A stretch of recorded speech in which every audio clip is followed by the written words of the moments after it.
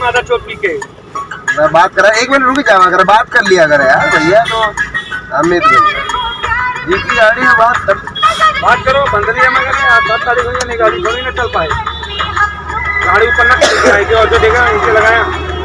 Hello मैं भैया बात कर लो अमाउंट वाले भैया पैसा जमा करें और क्या। हेलो नजर क्या लगे वहाँ पर, प्यार ही प्यार जहाँ पर, हेलो पिछड़े मिलने भैया पैसा पैसा पैसा भैया जमा करा दीजिए यार। बोलिए भाई। कहाँ हम चक्कर ले रहे हैं भाई? लखनऊ हाँ भैया, कहाँ हमारे चक्कर पैसा ले दे भैया?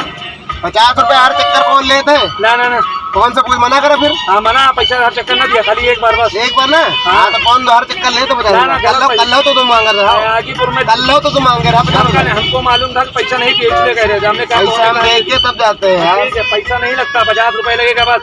आप आगीपुर में जब भरोगे वो भरवाता है 30 रुपए। हाँ 30 रुपए तो वही दे। हाँ तो सुनो, हेलो हर चक्कर मना करो, हम तो हर चक्कर देंगे 2 दिन। 50 रुपए जैसे अभी आए, 50 देने को बाद दिन भर अपना चाहे जब भरे, कोई दिक्कत नहीं है। पैसा एक गाड़ी किनारे लगा लो, गाड़ी किनारे लगा। हेलो पैसा जमा कर दे 1000। 1000 अभी मेरे पास था।